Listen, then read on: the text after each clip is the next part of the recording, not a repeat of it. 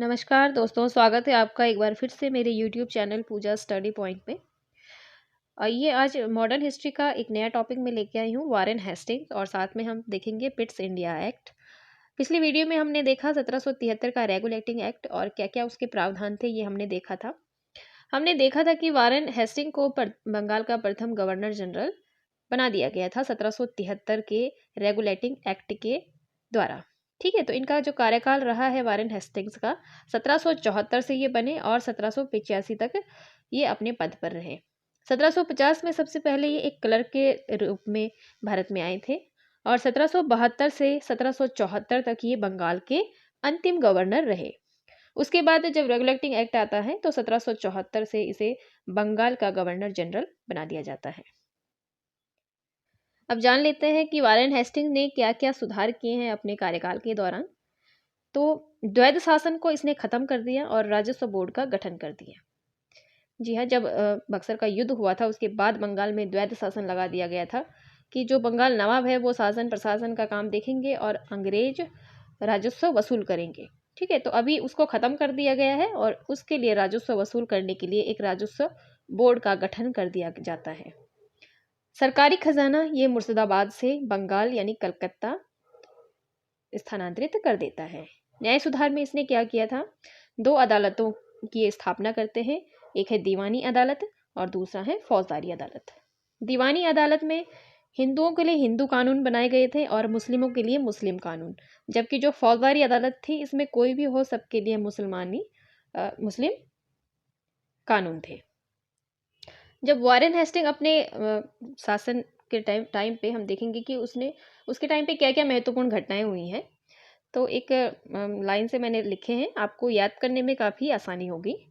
1775 से 1782 में जो प्रथम आंग्ल मराठा युद्ध हुआ है, उस टाइम पे जो गवर्नर जनरल था बंगाल का वो वारेन हेस्टिंग था। ठीक है, ये सालबाई की संधि के तहत ये युद्ध समाप्त होता है। दूसरा युद्ध है 1780 से 84, द्वितीय आंग्ल मैसूर युद्ध, ये मंगलौर की संधि से समाप्त होता है और इस टाइम पे बंगाल का गवर्नर जनरल वारेन हेस्टिंग था।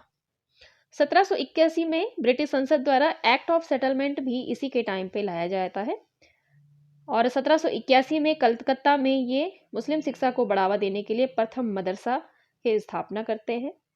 1782 में बनारस में संस्कृत विद्यालय भी खोला जाता है, जो कि जोनाथन डंकन द्वारा खोला जाता है।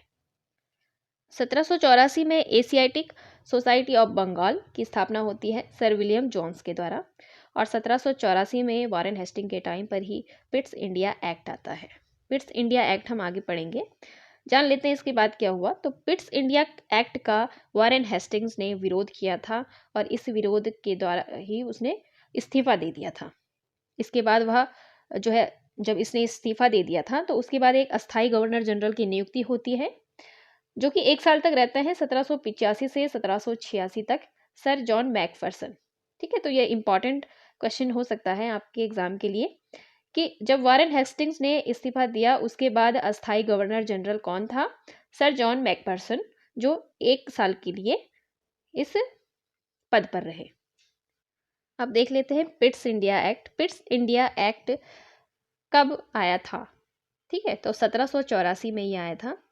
इस एक्ट के तहत ब्रिटिश संसद ने क्या किया, दोहरे प्रशासन की नींव शुरू कर दी। ठीक है, और बोर्ड ऑफ कंट्रोलर्स की स्थापना यहाँ पे करी गई।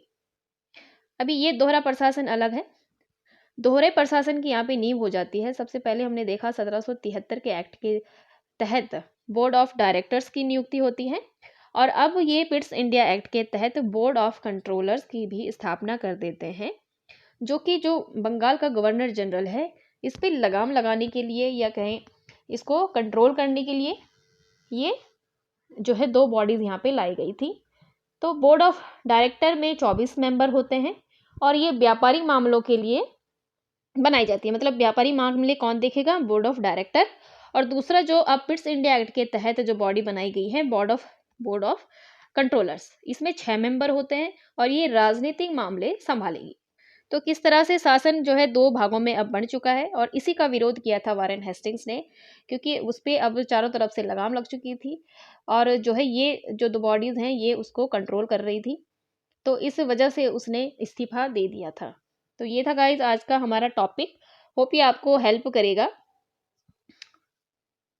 अगर आपने मेरी प्रीवियस वीडियो नहीं देखी है मॉडर्न हिस्ट्री की, तो आप मेरे चैनल पे जाके प्लेलिस्ट में जाके देख सकते हैं। Thank you.